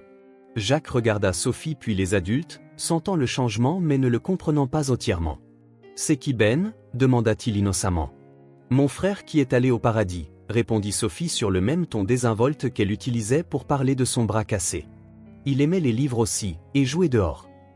Michael ferma doucement le livre et fit un petit signe de tête à Jacques, lui faisant comprendre qu'il devait rester calme. Il se leva et s'approcha de Rachel, laissant les enfants discuter des illustrations du livre entre eux. « Rachel » commença-t-il à voix basse. « Je n'avais aucune idée pour votre fils ?» Ses yeux exprimaient une tristesse sincère, une compassion qui était plus que de la simple politesse. Rachel prit une profonde inspiration, essayant de maîtriser ses émotions. « Il y a beaucoup de choses que vous ne savez pas, Michael, » répondit-elle, sa voix stable malgré le tremblement qu'elle sentait à l'intérieur. « Mais ce n'est pas le moment d'en parler. »« Pas encore. » Il hocha la tête, respectant ses limites. Il n'insista pas, ne demanda rien. Il se rassit simplement sur le seuil, cette fois un peu plus près de la porte, près de Rachel. À sa surprise, Michael ne reprit pas le livre. Il resta simplement là, regardant les enfants qui avaient découvert une minuscule coccinelle rampant sur le trottoir et s'émerveillaient maintenant devant elle. Rachel resta également là où elle était. Le silence entre eux n'était plus chargé d'hostilité ou de ressentiment. C'était un silence partagé, presque confortable, comme si tous deux reconnaissaient qu'il y avait trop de douleur pour être mis en mots à ce moment-là. Le soleil de l'après-midi enveloppait la scène. Les enfants captivés par leur petite découverte, Michael et Rachel assis côte à côte sur le seuil, seulement quelques centimètres entre eux et toute une histoire de chemins divergents. Pourtant, pour la première fois, autre chose flottait dans l'air que l'attention. Peut-être une compréhension. Peut-être le premier pas vers l'acceptation que, si le passé ne pouvait être changé, il n'avait pas à dicter le présent. Une semaine s'écoula après que Michael eut lu des histoires aux enfants. La vie suivit son cours, Rachel vendant ses pâtisseries maison, Sophie allant à l'école, Michael travaillant à son bureau, Jacques allant à la thérapie. Mais quelque chose avait changé, presque imperceptiblement au jour le jour, mais profond lorsqu'on le considérait rétrospectivement. Comme une porte longtemps verrouillée, maintenant entr'ouverte. Un mercredi après-midi, Michael se présenta seul. Rachel était assise sur le seuil, se reposant après une journée particulièrement épuisante. Sophie était chez une camarade de classe pour un projet scolaire. En le voyant approcher, Rachel ne montra aucune surprise. C'était comme si, d'une certaine manière, elle l'avait attendu. Michael s'arrêta à quelques pas, les mains dans les poches, un geste qu'elle reconnaissait toujours. « Bonjour », dit-il simplement. « Jacques n'est pas avec vous aujourd'hui ?» demanda Rachel, notant l'absence du garçon. « Non, il est avec la baby-sitter. Il a un examen médical tôt demain et doit se reposer. » Rachel hocha la tête. Elle se décala légèrement sur le côté. Une invitation silencieuse. Michael comprit. Il s'approcha et s'assit à côté d'elle sur le seuil, laissant un espace respectueux entre eux. Ils restèrent silencieux pendant quelques minutes. Pas un silence tendu, mais pas entièrement confortable non plus. C'était le genre de silence qui ressemble à une attente, à une préparation. Les bruits de la rue remplissaient le vide, des enfants jouant au ballon à l'autre bout du pâté de maison, un chien aboyant au loin, le bourdonnement d'un moteur de voiture passant lentement. Rachel étudiait ses propres mains, rugueuses par le travail, par la vie qu'elle menait. Michael regardait droit devant lui, comme s'il organisait ses pensées. Rachel rompit le silence la première. « Savez-vous ce qui m'a fait le plus mal, Michael ?» demanda-t-elle, sa voix contrôlée mais chargée d'une émotion qu'elle ne pouvait entièrement cacher. Ce n'était pas la fin. C'était que vous ne m'ayez pas cru. Elle se tourna légèrement, assez pour lui faire face, ses yeux brillants de larmes non versées mais sa voix ferme. Je ne me suis jamais approché de vous pour l'argent. Je ne savais même pas qui vous étiez au début. Votre famille vous a monté contre moi, et vous les avez crus. Vous m'avez quitté comme si ce que nous avions ne signifiait rien. Michael baissa les yeux, la culpabilité évidente sur son visage. Mais Rachel avait besoin de continuer, de dire les mots qu'elle avait retenus si longtemps. J'ai senti que vous ne m'aviez jamais vraiment aimé. Parce que si c'était le cas, vous m'auriez fait confiance. Mais non. Vous êtes juste parti. Elle prit une inspiration tremblante, luttant contre les larmes qui menaçaient de tomber. Elle ne voulait pas pleurer. Pas maintenant. Pas pour ça. Michael tenta de parler, mais elle leva une main, lui faisant signe de la laisser finir. Après votre départ, j'ai continué ma vie. J'ai eu 2 enfants. Leur père nous a abandonnés. Nous n'avions rien. Sa voix vacilla légèrement, mais elle se raffermit. J'ai travaillé jour et nuit. J'ai vendu des gâteaux dans la rue avec un bébé dans les bras. J'ai dormi dans des chambres louées, effrayées et honteuses. Mais même alors, j'ai continué. Ces derniers mots sortirent presque comme un soupir, des années de lutte silencieuse résumées en une petite phrase. J'ai continué. Michael resta silencieux un moment, absorbant tout. Quand il parla enfin, sa voix était épaisse d'émotion. Rachel, j'ai changé. Je ne suis pas le même homme qui est parti. Et je ne veux pas disparaître de votre vie, ni de celle de Sophie. Jacques l'aime beaucoup, et il vous aime bien aussi. Je suis là maintenant, et je veux rester, si vous me le permettez. Il fit une pause, cherchant les mots justes. Rachel, j'ai tout gâché. Et j'ai besoin de vous dire ce qui m'est arrivé aussi. Elle ne répondit pas, mais elle ne s'écarta pas non plus. Elle attendit simplement, le regardant avec ses yeux qui voyaient au-delà des mots. J'ai épousé quelqu'un que ma famille jugeait parfait pour moi. C'était une femme bien, mais ce n'était pas vous. Il parlait honnêtement, sans détourner le regard. Nous avons eu un fils. Et un jour, elle est morte. Un accident. Jacques était dans la voiture. Il a survécu, mais a perdu l'usage de ses jambes. Un lourd silence suivit, épais comme l'air avant un orage. C'était comme si le monde autour d'eux s'était tu pour entendre ces confessions longtemps enfouies. Depuis lors, j'ai ressenti un vide. Et quand j'ai vu Sophie, puis vous, j'ai réalisé que le vide remontait encore plus loin que je ne voulais l'admettre. Michael n'essaya pas de toucher Rachel ni de se rapprocher. Il laissa simplement les mots flotter entre eux, comme un pont fragile sur un gouffre profond que tous deux avaient contribué à créer. Rachel baissa le regard, fixant ses mains maintenant jointes sur ses genoux. Son visage montrait un tourbillon d'émotions, douleur, compréhension, souvenir, doute. Elle ne pouvait pas encore mettre en mots les sentiments enchevêtrés. Michael respecta son silence, n'insistant pas, ne demandant pas de réponse. Il savait qu'il avait dit beaucoup, peut-être trop pour un seul moment. Certaines blessures avaient besoin de temps pour guérir, même après avoir été exposées. Une douce brise passa sur eux, apportant l'odeur de la terre humide et des feuilles. Il commençait à pleuvoir. Rachel leva les yeux vers le ciel couvert, puis de nouveau vers l'horizon. Elle ne répondit pas immédiatement, mais elle ne se leva pas, ne lui dit pas de partir. Elle resta simplement assise là, côte à côte avec lui, dans un silence qui, pour la première fois, n'était pas seulement fait de douleur ou d'amertume. Il portait aussi une touche d'acceptation. Les premières gouttes de pluie tombèrent, légères et éparses. Ni Rachel ni Michael ne bougèrent pour chercher un abri. Ils restèrent assis, laissant la fine bruine les toucher, comme si elle pouvait laver un peu du passé douloureux qu'ils partageaient. Après un certain temps, des minutes ou peut-être une éternité, Rachel bougea enfin. Non pas pour s'éloigner, mais pour regarder directement Michael. Dans ses yeux, il n'y avait plus la colère froide de leur première rencontre, ni le choc abasourdi de le reconnaître. Il y avait quelque chose de nouveau, de complexe, d'impossible à définir. Peut-être le premier pas vers le pardon, ou du moins vers la compréhension. Et pour l'instant, c'était suffisant. Rachel ouvrit les yeux avant que le réveil ne sonne. De fins rayons de soleil filtraient à travers les rideaux de la fenêtre, peignant des formes dorées au plafond de la chambre. Pendant quelques secondes, elle resta immobile, observant cette danse silencieuse de lumière et d'ombre. La conversation de la veille avec Michael résonnait dans son esprit. Ce qu'il avait dit. Ce qu'elle avait dit. Et tout ce qu'ils avaient exprimé dans des regards prolongés. Étonnamment, elle ne ressentait pas le fardeau familier que les souvenirs apportaient souvent. C'était comme si quelque chose en elle avait bougé, une pierre qui endiguait une rivière se déplaçant lentement. À côté d'elle, Sophie dormait, la bouche légèrement ouverte, son plâtre posé sur la couverture qui se soulevait et s'abaissait à chaque douce respiration.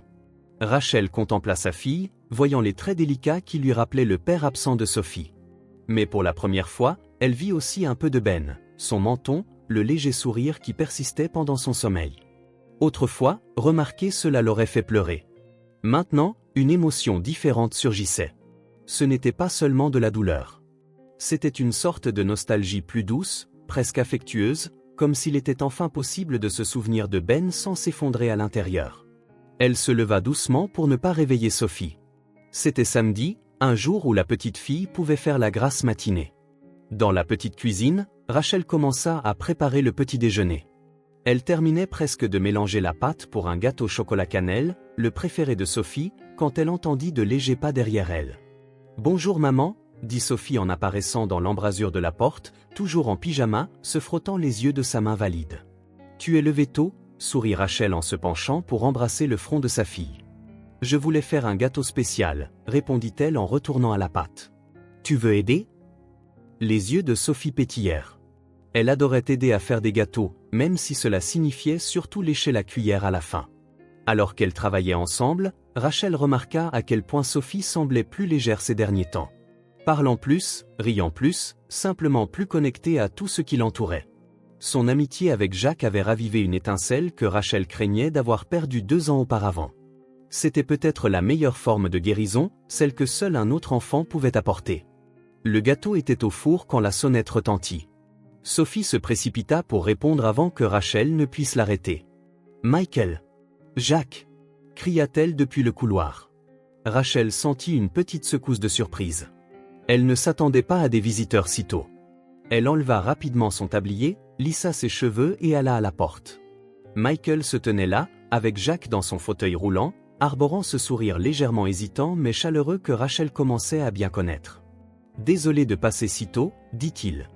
Jacques voulait vraiment apporter un nouveau jeu pour montrer à Sophie. « Nous pouvons partir si ?»« Non, c'est bon, » interrompit Rachel, se surprenant elle-même.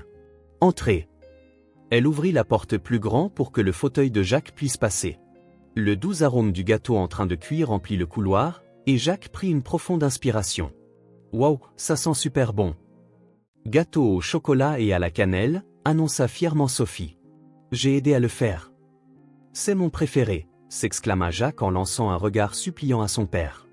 Michael rit, un rire facile et naturel que Rachel réalisa n'avoir pas entendu depuis très longtemps. « Je suppose que nous devrons rester pour y goûter, n'est-ce pas ?» Rachel hocha la tête, reculant. « Mettez-vous à l'aise. Il sera prêt dans environ 20 minutes. » Elle fit une pause, puis ajouta, « Vous avez pris le petit déjeuner ? Je peux en faire plus si vous voulez. » « Vous n'avez pas à vous donner cette peine. » Commença Michael, mais Jacques le coupa. « J'ai encore faim, papa. » Sophie conduisait déjà Jacques dans le petit salon lumineux où elle avait étalé ses dessins sur le sol la veille. « Viens voir ce que j'ai dessiné hier. J'ai fait un dessin de nous jouant dans le parc, et un de Michael aussi. » Rachel et Michael se retrouvèrent seuls dans le couloir un instant. Le silence entre eux n'était plus tendu. Il y avait une sorte d'énergie différente dans l'air, quelque chose qu'aucun des deux n'était prêt à nommer encore. « Café ?» demanda Rachel, brisant le moment. « Oui, s'il vous plaît. »« Merci. » Dans la petite cuisine, pendant que Rachel préparait plus de café et mettait du pain et de la confiture sur la table, Michael regardait autour de lui. L'appartement était modeste, avec des meubles simples et des appareils plus anciens, mais chaque détail révélait du soin. Des rideaux faits maison cousus avec une broderie simple, des bocaux bien rangés par ordre décroissant, une petite collection d'aimants colorés sur le réfrigérateur, probablement choisi par Sophie. « Votre maison est si confortable, » dit-il, sans le ton condescendant que certains pourraient utiliser pour complimenter un endroit humble. Rachel lui jeta un regard de côté. « C'est petit, mais c'est suffisant pour nous deux, » répondit-elle en posant les tasses sur la table. « Parfois, les petits espaces ressemblent plus à un foyer, » dit Michael en s'asseyant où elle l'indiquait. « Mon appartement est grand, mais il m'a toujours semblé vide. » Il parlait sans apitoiement, et cela toucha quelque chose en Rachel. C'était la première fois qu'il parlait de lui-même si franchement, sans sembler s'excuser ou se justifier. De l'autre pièce, il pouvait entendre les voix des enfants en éclats joyeux. Le cliquetis de quelque chose de métallique suggérait qu'ils construisaient quelque chose ensemble. « Ils s'entendent bien », observa Rachel en s'asseyant avec sa propre tasse de café. « Jacques n'a jamais eu beaucoup d'amis, répondit Michael, une pointe de tristesse dans le ton. Il s'est renfermé après l'accident. Jusqu'à ce que Sophie arrive. Rachel savait exactement ce qu'il ressentait. Sophie s'était aussi renfermée après la mort de Ben. Cela semblait toujours injuste. Des enfants si jeunes portant une douleur d'adulte. Le minuteur bipa, signalant que le gâteau était prêt. Rachel se leva pour le sortir du four pendant que Michael commençait automatiquement à débarrasser les tasses vides. « Je vais les laver », proposa-t-il. Rachel hésita, peu habituée à recevoir de l'aide. « L'évier est là-bas », dit-elle finalement, se retournant pour démouler le gâteau sur une grille de refroidissement. Ils travaillèrent en silence complice pendant quelques minutes. Michael lava la vaisselle efficacement, avec la même diligence qu'il appliquait probablement au travail. Rachel fouetta un glaçage au chocolat, se déplaçant avec une aisance pratiquée dans la petite cuisine. « Ça sent incroyablement bon », remarqua-t-il en la regardant verser le glaçage sur le gâteau. Rachel eut un léger sourire gêné. « C'est la recette de ma grand-mère. Sophie adore ça. » Quand le gâteau fut prêt, ils appelèrent les enfants à la cuisine. Sophie et Jacques arrivèrent presque aussitôt, leurs yeux s'illuminant à la vue du dessert. Le déjeuner fut improvisé mais copieux. Rachel n'avait prévu que pour elle et Sophie, mais elle étira ce qu'elle avait, riz, haricots, quelques légumes sautés. Michael remarqua qu'il n'avait pas eu un repas aussi fait maison depuis des années, pas depuis que sa gouvernante avait pris sa retraite. Pendant le repas, le silence entre les adultes fut rempli par le bavardage et les rires des enfants. Sophie parla de son dernier projet scolaire, un dessin de personnes importantes où elle avait inclus Jacques. À son tour, Jacques décrivit ses exercices de kinésithérapie, montrant fièrement comment il pouvait maintenant se transférer seul du fauteuil à son lit. Rachel écoutait, remarquant comment l'intelligence et la créativité de Jacques complétaient la nature fougueuse de Sophie. Pendant ce temps, Sophie était naturellement protectrice, rapprochant les objets pour que Jacques puisse les atteindre, donnant même une poussée ferme à son fauteuil roulant au besoin. Un partenariat facile qui s'épanouissait sans gêne. Après le déjeuner, pendant que les enfants retournaient à leur jeu, Michael aida Rachel à débarrasser la table comme si c'était la chose la plus naturelle du monde. « Vous n'avez pas à » commença-t-elle, mais il sourit simplement. « Je veux aider. Vous avez déjà tant fait en nous laissant débarquer comme ça. » Dans le petit salon, les enfants absorbés par un jeu de société sur le tapis, Michael s'approcha de Rachel qui organisait de vieux magazines sur une étagère improvisée. « Je voulais vous demander quelque chose, » dit-il en gardant la voix basse pour que les enfants n'entendent pas. « C'est à propos de votre travail. » Rachel se redressa, soudain sur ses gardes. Michael remarqua sa tension et se hâta d'ajouter « J'aimerais aider, si vous me le permettez. J'ai des contacts avec un projet qui soutient les femmes entrepreneurs, en aidant avec des ressources, de la publicité, même de la formation. » Il parlait sincèrement, ajoutant « Vous faites des gâteaux incroyables. Vous pourriez transformer cela en une véritable entreprise. » L'instinct de Rachel fut de se retirer. Des années de lutte seule avaient érigé des murs d'autosuffisance. Accepter de l'aide, surtout de Michael, la rendait vulnérable d'une manière à laquelle elle n'était pas habituée. Mais quelque chose en elle changeait. Peut-être était-elle fatiguée de tout porter seule. Peut-être voyait-elle comment Sophie s'était épanouie dernièrement, d'une manière qu'elle n'avait pas vue depuis 2 ans. Ou peut-être était-ce simplement la façon dont Michael la regardait, sans pitié, sans condescendance, mais reconnaissant vraiment son potentiel. « J'y réfléchirai », réussit-elle enfin à dire. Puis, avec un effort délibéré pour baisser sa garde, elle ajouta « Mais merci de voir de la valeur dans ce que je fais. » Le sourire de Michael illumina tout son visage, différent de celui dont elle se souvenait. Plus serein, moins désespéré d'approbation. « Ne vous pressez pas, » dit-il doucement, comme s'il comprenait exactement l'enjeu. Tout ce qui est authentique prend du temps. Dans les semaines qui suivirent, les changements furent progressifs, presque invisibles au jour le jour, mais significatifs avec le recul. Une transformation lente et régulière. Après beaucoup d'hésitation, Rachel laissa Michael la présenter au projet d'entrepreneuriat féminin. À sa surprise, ils ne la traitèrent pas comme un cas de charité, mais comme une professionnelle talentueuse. La coordinatrice du programme, une femme d'âge moyen à l'énergie contagieuse, goûta les gâteaux de Rachel et déclara que les vendre dans la rue était un gaspillage de son talent. En moins d'1 mois, Rachel commença à fournir des gâteaux et des pâtisseries à la cafétéria d'une école privée de la région. Un contrat modeste mais significatif, qui payait plus que ses ventes de rue et lui offrait un environnement de travail plus stable et respectable. Avec un revenu plus régulier, elle put enfin louer une meilleure maison. Toujours modeste, mais avec 2 chambres et un petit porche où Sophie pouvait jouer en toute sécurité. Elle n'était qu'à quelques pâtés de maison de leur ancien logement, permettant à Sophie de rester dans la même école et de conserver son petit cercle d'amis. La nouvelle maison apporta une énergie nouvelle à la mère et à la fille. Sophie eut un nouveau matelas, des rideaux colorés pour sa chambre et un coin spécial pour tout son matériel artistique. Rachel se sentit soulagée de ne plus avoir à se lever avant l'aube pour cuire des dizaines de gâteaux qu'elle transporterait pendant des heures. Michael et Jacques devinrent des visiteurs fréquents. Au début, ils ne venaient que le week-end, puis ils commencèrent à passer en semaine aussi. Parfois juste pour une collation rapide après l'école de Jacques, parfois pour des dîners improvisés suivis de jeux de société ou d'histoires inventées par les enfants. Sophie et Jacques devinrent inséparables. Elle était énergique et protectrice, poussant son fauteuil roulant dans le petit parc voisin et inventant des jeux auxquels il pouvait pleinement participer, le défendant farouchement chaque fois que d'autres enfants posaient des questions impolies sur son handicap. Il était patient et créatif, lui apprenant des jeux de cartes, l'aidant avec ses devoirs de mathématiques, tissant des contes fantastiques sur leurs aventures imaginaires. Rachel observait leur amitié s'épanouir avec un mélange de joie et d'appréhension. Elle craignait que Sophie ne s'attache trop, qu'elle souffre si Michael et Jacques disparaissaient un jour. Mais ensuite, elle voyait l'étincelle dans les yeux de Sophie et entendait son rire sincère, et Rachel ne pouvait se résoudre à interférer. Quant à elle et Michael, quelque chose d'indéfinissable changeait. Ce n'était pas une romance ravivée, ils avaient tous deux trop de cicatrices pour cela. Mais c'était une connexion plus profonde, construite sur la reconnaissance mutuelle des erreurs passées et une compréhension de la douleur que chacun portait. Un après-midi particulièrement agréable, pendant que les enfants jouaient dans le petit jardin arrière, Michael aidait Sophie à assembler un nouveau fauteuil poire qu'il avait apporté pour sa chambre. Rachel observait depuis la fenêtre de la cuisine, souriant discrètement à la patience avec laquelle il expliquait chaque étape et à la concentration sérieuse de Sophie alors qu'elle suivait les instructions.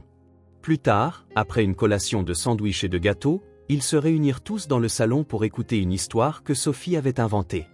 C'était un conte élaboré sur un royaume lointain où des enfants au pouvoir magique aidaient les adultes à retrouver des objets perdus.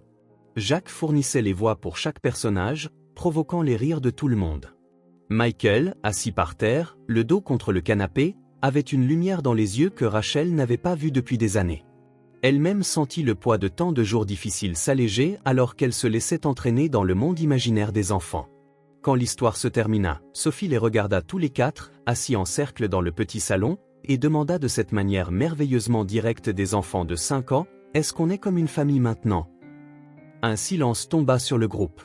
Il n'était pas gênant ou inconfortable, juste lourd de toutes les possibilités non dites. Michael regarda Rachel. Rachel regarda Michael.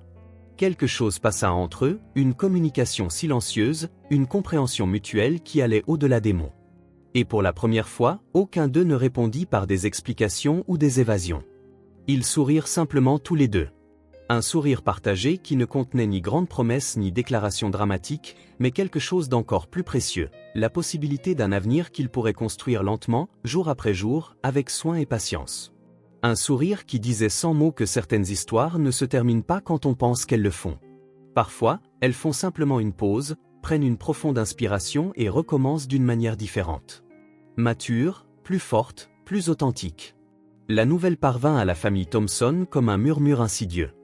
D'abord, la secrétaire d'Edward Thompson aperçut Michael entrant dans une boulangerie avec une femme et 2 enfants, dont un en fauteuil roulant. Puis un cousin le croisa dans un parc où il poussait le fauteuil roulant de Jacques pendant qu'une petite fille courait devant et qu'une femme aux cheveux noirs se promenait à ses côtés. L'information circula par les canaux habituels de la famille. Appel téléphonique discret, message texte feignant l'inquiétude, jusqu'à ce qu'elle parvienne enfin aux oreilles d'Edward et Caroline Thompson.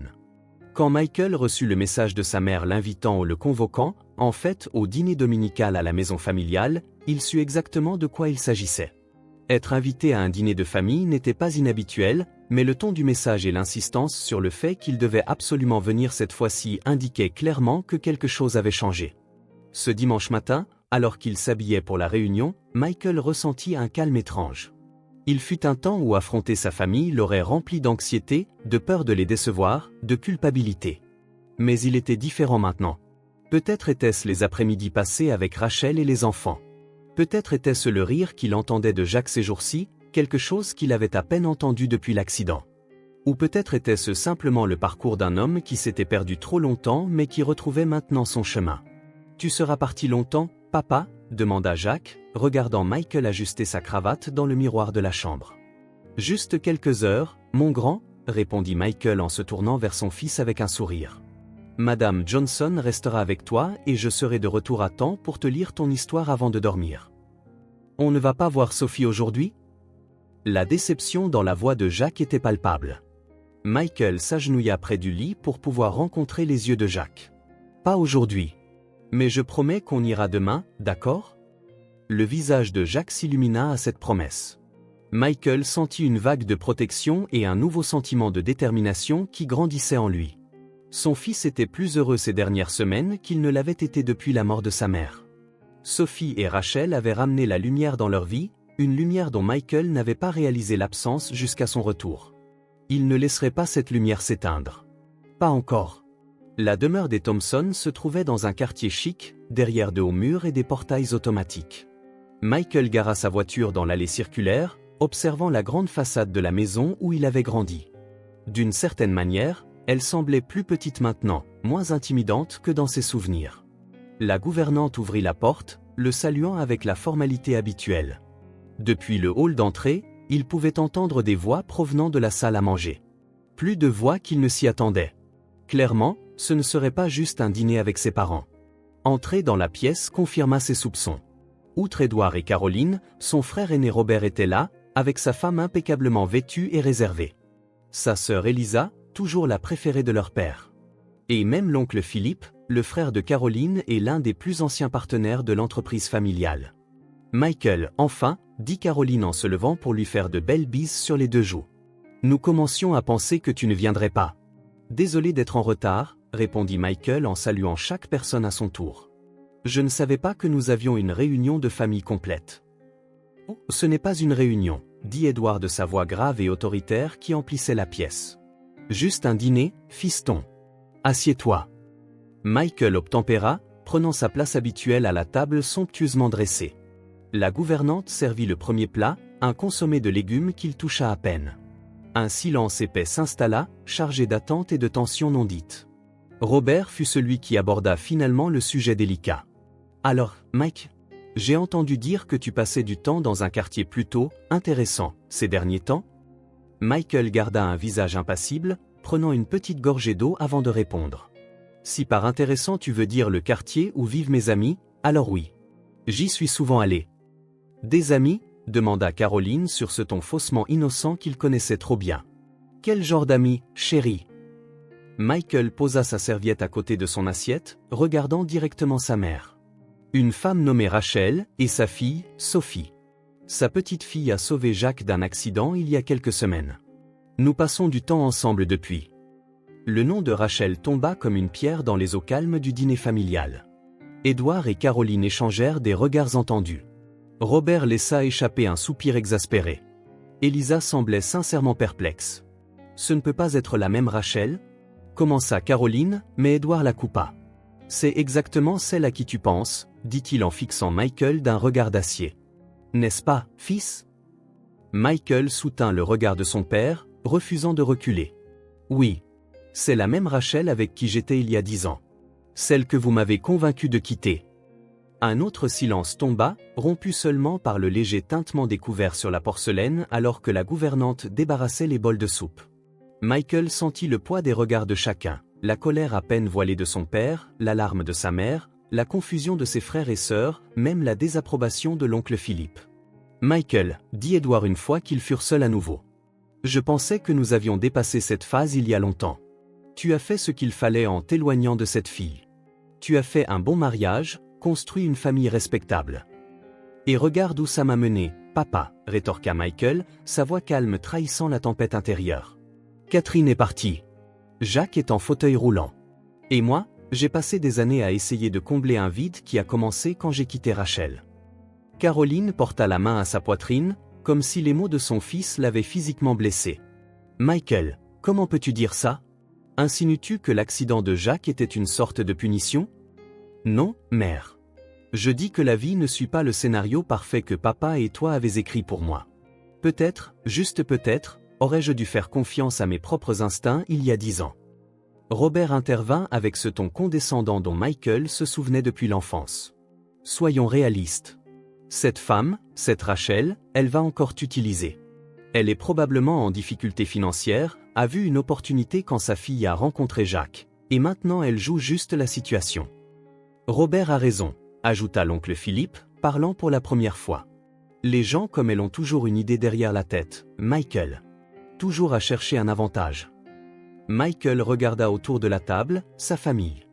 Les gens qui devraient le soutenir, le comprendre, l'aimer quoi qu'il arrive. Pourtant, tout ce qu'il voyait, c'était des étrangers, confinés par leur vision étroite du monde, incapables de voir au-delà de leur cercle privilégié. Vous ne la connaissez pas, dit-il enfin, sa voix basse mais stable. Vous ne l'avez jamais connue. Rachel a eu toutes les chances de me demander de l'aide dès le premier jour. Et devinez quoi? Elle l'a refusé. Elle m'a fermé la porte au nez. Elle a continué à travailler, comme elle l'a toujours fait. Édouard eut un grognement de dédain. Et maintenant, elle te laisse enfin entrer. Quelle coïncidence, tu ne trouves pas? C'en était trop. Michael repoussa sa chaise et se leva, les paumes à plat sur la table. C'est vous qui m'avez arraché à elle. Et je vous ai laissé faire. Ces mots restèrent en suspens dans l'air, une confession attendue depuis longtemps. Michael regarda son père, sa mère, et chaque personne présente. Pas avec fureur, mais avec une clarté qui ne vient que lorsqu'on voit toute la vérité. J'étais jeune et peu sûr de moi, et je vous ai cru quand vous avez dit qu'elle ne voulait que l'argent de la famille. Je vous ai cru quand vous avez insinué qu'elle ne ferait pas une bonne épouse ou une bonne mère. Sa voix était ferme. Et savez-vous ce que j'ai découvert? Rachel a élevé 2 enfants seuls. Quand l'un d'eux est mort dans un accident, elle ne s'est pas effondrée. Elle a travaillé jour et nuit, vendant des gâteaux dans la rue pour subvenir aux besoins de sa fille. Pas une seule fois elle n'a utilisé notre passé pour me demander quoi que ce soit. Caroline se leva aussi, tendant la main vers son fils dans un geste suppliant. Michael, chéri, tu es confus? Elle a un nom, mère. Rachel. Et elle a plus d'intégrité et de force que quiconque à cette table. Moi y compris. Édouard frappa du poing sur la table, faisant teinter les verres. Ça suffit, Michael. Je ne tolérerai pas ce genre de comportement sous mon toit. Tu as des obligations envers cette famille, envers notre entreprise. Non, papa. Michael se dirigea vers la porte, ne s'arrêtant que pour se retourner une dernière fois. J'ai des obligations envers mon fils. Envers mon cœur. Et envers les gens qui se soucient réellement de moi, pas de ce que je représente ou de la façon dont ils peuvent me modeler. La rupture était indéniable. Michael la vit dans les yeux de son père. Une ligne franchie qui ne pouvait être défaite. Il choisissait un chemin en dehors de celui que la famille Thompson avait tracé pour lui depuis sa naissance. Si tu sors par cette porte maintenant, menaça Édouard, le visage rouge de fureur, ne prends pas la peine de revenir. Michael sourit. Pas avec mépris ou colère, mais avec une sérénité tranquille qu'il n'avait jamais ressentie auparavant. Je ne pense pas avoir jamais vraiment été ici, papa. Pas vraiment. Le bruit de la porte de la salle à manger se refermant derrière lui résonna comme un point final à la fin d'une phrase bien trop longue. Dans le hall d'entrée, la gouvernante le regarda avec surprise alors qu'il partait si tôt. Michael lui fit simplement un signe de tête courtois et continua de marcher. L'air frais de la nuit l'accueillit alors qu'il sortait de la demeure. Il inspira profondément, emplissant ses poumons comme si c'était sa première vraie respiration. D'une certaine manière, ça l'était. Une vague de liberté le submergea. Pas la liberté de faire ce qu'il voulait, mais la liberté fondamentale d'être qui il était vraiment. Il monta dans sa voiture et partit sans hésitation, sans doute. Il se dirigea vers la maison de Rachel. Il n'avait pas prévu de lui rendre visite ce soir-là, mais maintenant, c'était le seul endroit où il voulait être. Le seul endroit qui ressemblait à un foyer. La confrontation avec sa famille, un moment qu'il aurait autrefois brisé, semblait maintenant plutôt une étape nécessaire sur un plus grand voyage. Un voyage de retour à la maison. Pas la maison où il avait grandi, mais celle qu'il trouvait dans le sourire de Sophie, dans les étreintes de Jacques, dans les yeux de Rachel. Alors qu'il traversait la ville, les lampadaires illuminant son chemin comme des étoiles directrices, Michael ressentit une certitude qu'il n'avait jamais éprouvée. Il avançait. Et cette fois, il ne regardait pas en arrière. 6 mois s'étaient écoulés depuis ce jour sur le petit porche où Rachel et Michael avaient fait ce premier pas ensemble. Une saison entière avait changé, emportant les vieilles feuilles et apportant de nouveaux commencements. Le temps, cet artisan silencieux, avait travaillé doucement, guérissant les blessures et construisant des ponts sur des fossés autrefois jugés impossibles à franchir. La nouvelle maison se trouvait dans un quartier paisible, ni trop chic, ni trop humble. Un endroit où les enfants jouaient sur les trottoirs en été et où les voisins échangeaient des bonjours amicaux le matin. Les murs fraîchement peints dans des tons doux de bleu et de crème reflétaient la lumière du soleil qui entrait par de larges fenêtres. Chaque pièce avait été choisie avec soin, chaque meuble placé non seulement pour sa fonction, mais pour sa signification. La cuisine était le cœur de la maison, assez spacieuse pour que Rachel puisse y cuire ses gâteaux et pâtisseries, qu'elle fournissait désormais à 3 cafés locaux ainsi que des commandes spéciales pour des événements.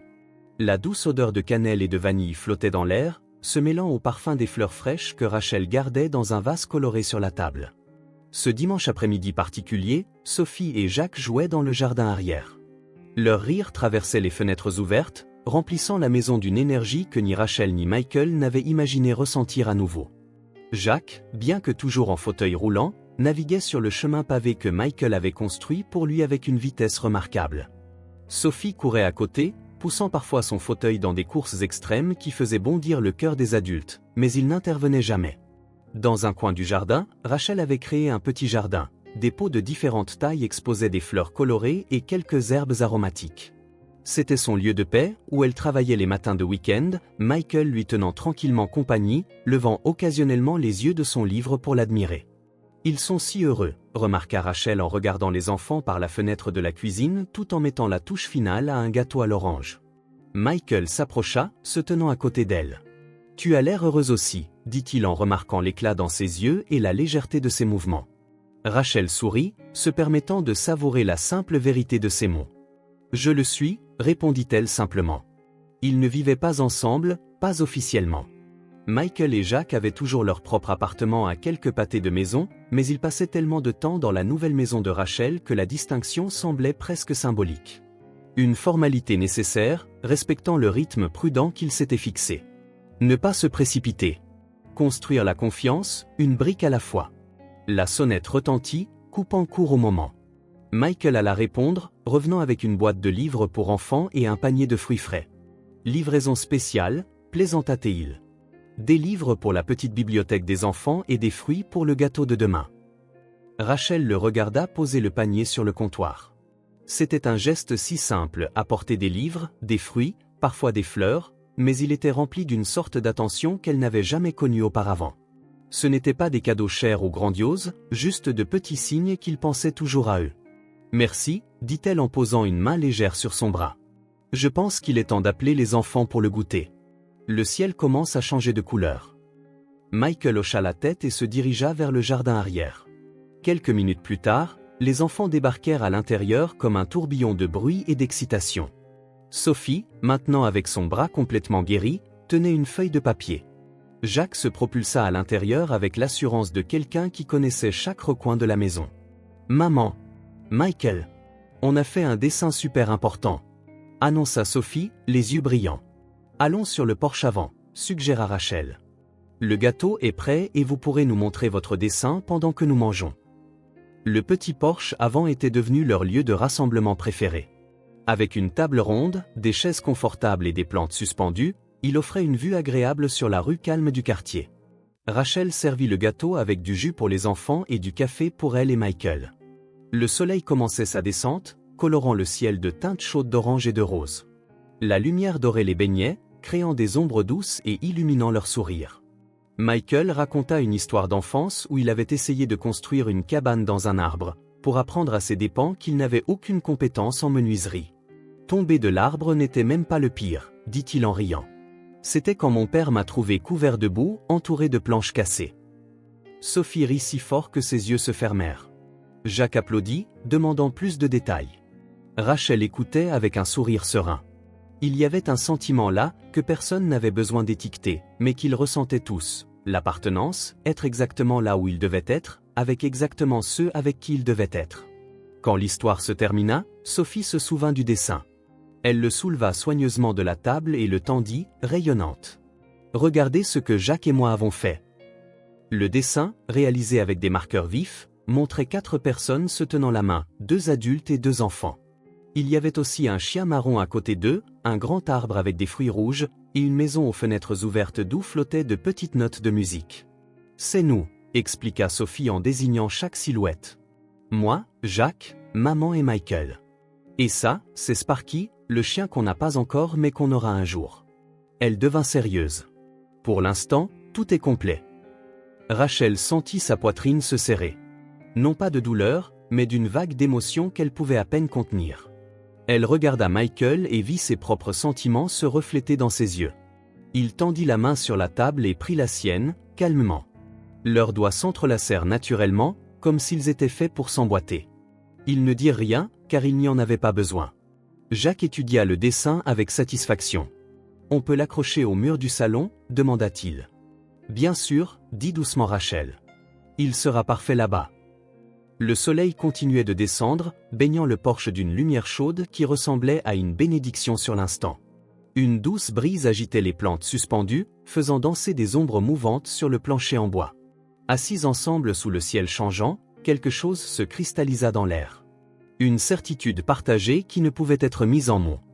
Le passé ne pouvait être modifié, mais le présent avait été accepté dans toute sa beauté et ses défauts. Et l'avenir, après si longtemps, semblait léger, débordant de possibilités qui ne les effrayaient plus, mais les invitaient à avancer. Plus tard dans la soirée, après que les enfants furent couchés et que Michael se préparait à retourner à son appartement, Rachel l'accompagna jusqu'à la porte. La nuit était calme et remplie d'étoiles. « Merci pour aujourd'hui », dit-elle en s'appuyant contre le cadre de la porte. Michael sourit, de ce genre de sourire qui atteignait ses yeux, celui qu'elle apprenait à aimer de nouveau. « Tu sais que tu n'as pas à me remercier. » Pendant un moment, ils restèrent là, se regardant. Il y avait beaucoup à dire, pourtant tout avait déjà été dit dans le silence qu'ils partageaient. « À demain ?» demanda-t-il, bien que cela ressemblât plus à une affirmation qu'à une question. « À demain ?» acquiesça Rachel. Alors que Michael s'éloignait sur le trottoir éclairé par les lampadaires, Rachel le regarda quelques secondes de plus avant de fermer la porte.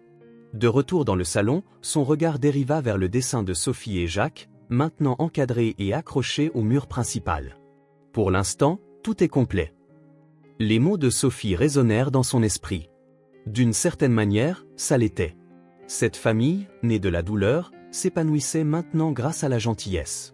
Pas la famille qu'ils avaient imaginée autrefois, ni la vision de Rachel de la vie avec Ben et Sophie, ni la vision de Michael de la vie avec Catherine et Jacques. C'était autre chose. Quelque chose de mieux. Quelque chose de réel. Conscient. Choisi, jour après jour. Peut-être précisément à cause des cicatrices qui restaient. Une famille qui connaissait la valeur de ce qu'elle avait, parce qu'elle savait ce que signifiait perdre. Une famille qui ne tenait rien pour acquis, construisant son chemin jour après jour, une brique à la fois, un sourire à la fois. Une famille renaissant de ses cendres, comme un phénix des histoires que Michael lisait aux enfants avant de dormir. Plus forte, plus sage, plus authentique.